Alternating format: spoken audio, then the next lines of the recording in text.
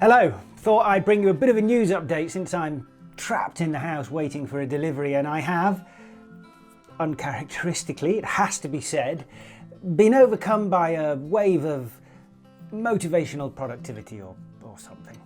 At times like these, I'd normally take the easy, pleasurable option and head out for a bike ride or off up into the hills with Obi, my dog, and a camera for a bit of a hike and some photography, but it's another 33-degree day in what has been a ridiculous summer here in France. You've probably seen, wherever you are in the world, that the country has literally been on fire for the past couple of months. Anyway, enough of the tangential pleasantries. Sorry for that. Let me start my news roundup with something that, strictly speaking, isn't a motorcycle because it has pedals, as well as electric power, mind you, but it's styled beautifully like a classic bike and is something I'm sure a lot of you, like me, would love to have in the garage. I saw something about this a year or so ago, but apparently it is now entering some kind of regular production and will be available to buy. This wonderful creation from Italy is called the Elettracker and is, I assume, the combination of two words, electric, which in Italian is Elettrica, and tracker. I'm thinking that in Italian this whole new word now sounds like the word electric in Italian, so elettrica and elettracker. Pretty close if I do a sort of sad impersonation of an Italian accent. Elettracker. Okay, the electric in the name is for obvious reasons, and the tracker is there because it is styled after the bored tracker racing bikes of the early part of the last century, when brave, borderline psychotically unhinged riders would race around long, banked wooden ovals where a crash, well, it was often fatal at the high speeds, 160 km/h high speeds that were involved. In case you don't know, these wooden ovals were not, as you might imagine, like a slightly larger wall of death. We're talking up to 3.2 kilometers in length, and so plenty of room to get up to the sort of speeds that turn splinters into deadly shrapnel.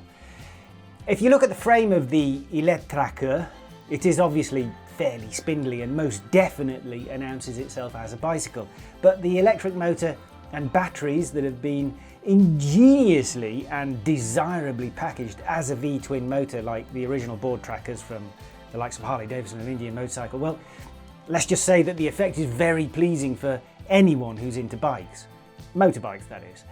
The battery pack and electric motor combine to offer up about 3.5 horsepower, a top speed a smidgen over 90 k's an hour and a range of about 40 to 45 kilometers.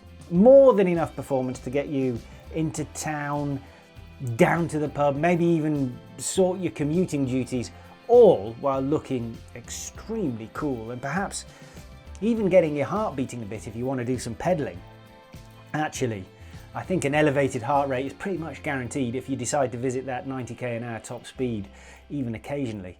Fortunately, there's a steering damper and disc brakes at both ends for just a little peace of mind about tank slappers and stopping. Other lovely details are the leather saddle, the Springer-style front suspension, leather-clad swept-down handlebar, and the fact that all cables have been hidden away within the handlebar and frame. All very authentic and old-world styly, though you do get some up-to-the-minute tech as well with a dedicated app and Bluetooth connectivity to check on your battery status. Bloody lovely thing, don't you think? And I'm sure many of you would now like me to share how much money you need to send to Giacomo Galbiati, who is the designer and the man behind the company that makes the Elettracker. But I can't find that information at the moment. So sorry, if anyone knows, get into the comment section and let us all know. I am prepared for it to be pretty bloody expensive, like proper motorbike expensive, but I'd still like to know. Since we're on cool electric two-wheelers, let's take a look at another very interesting new product. Though don't despair, there's some good old petrol-powered stuff coming up in a minute. I do mean genuinely interesting as well, because the Anthem from American startup Ryvid, or Ryvid, you never know with our American cousins, has some new tech that sets it apart from the vast deluge of new electric bikes currently being touted as the next big thing. Let's start off by saying that it's not going to be a premium motorcycle with all that means for range and performance, but rather a more affordable alternative that concentrates on being transport rather than a hobby, a passion thing. I know all motorbikes, no matter how exotic or sporty or expensive, can be transport, but you know what I mean. It's more of a functional tool than something designed to be beautiful and desirable and fast for the purposes of being beautiful, desirable and fast. Think scooter, or perhaps more accurately, maxi scooter, and you're on the right track.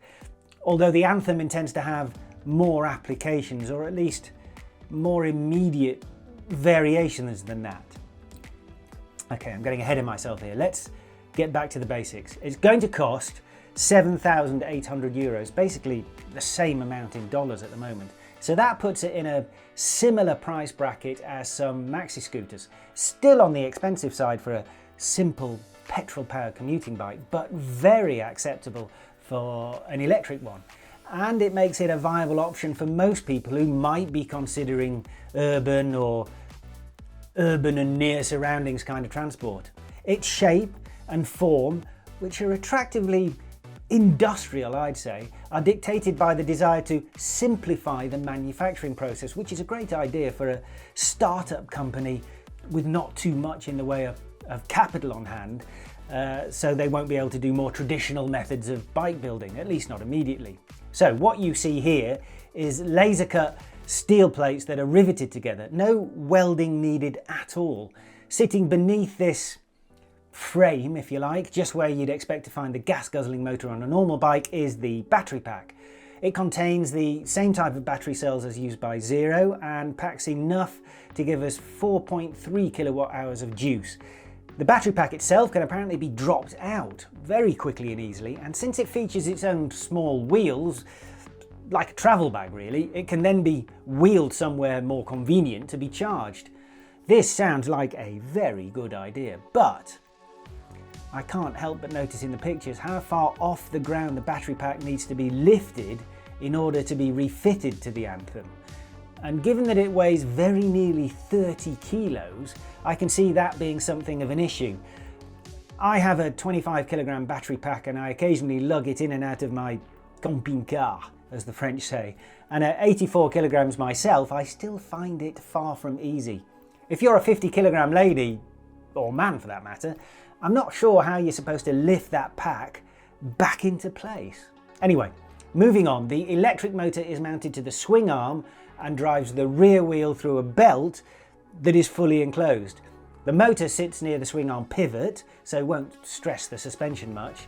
And with all this battery and motor weight low to the ground, it should hide its heft rather well, although to be fair, it's already very light at somewhere just under 110 kilograms.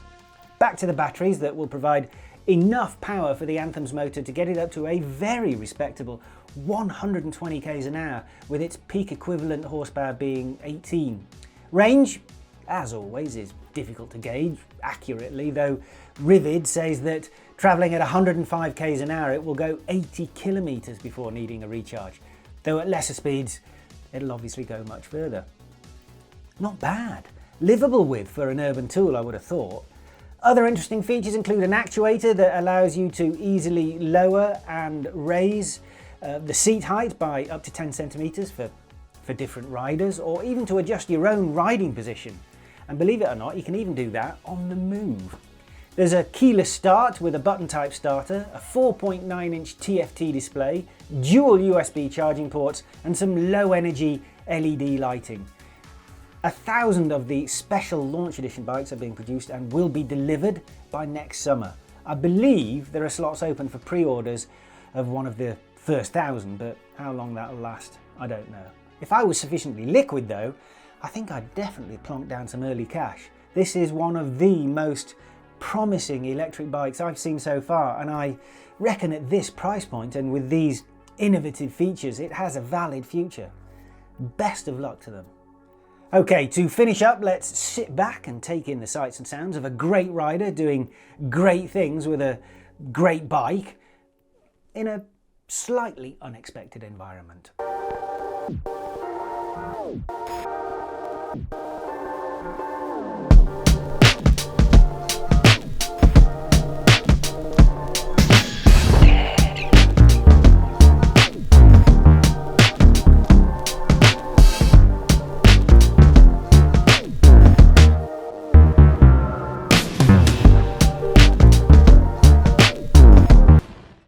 that was Sylvain Gantely hustling a Suzuki Hayabusa around Donington Park.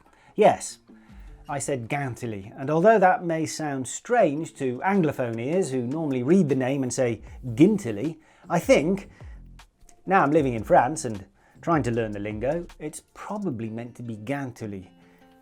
But equally, since he actually lives in the UK with an English wife, I could be completely wrong. It's not an uncommon occurrence. Back to not just any Hayabusa, but the one that the factory gave him as a gift to show their appreciation of his efforts in winning the World Endurance title for them last year, and I presume also for his testing efforts on Suzuki's MotoGP bike. This Busa has been kitted out in replica colours to match his Yoshimura World Endurance GSX-R1000. Perhaps there was also a bit of guilt involved when Suzuki pulled out of MotoGP racing, because it also brought a halt to its factory support in the Endurance World Championship and basically its factory support of all motor racing, to be honest. I highly recommend though that you head over to see the full Donington Park feature at Monsieur Gantely's YouTube channel and give him your subscription while you're there, and actually do it here as well please before you leave. He's a great content creator and has some superb stuff on his channel, including a fantastic explanation of why you see the leg out braking technique in racing so often these days.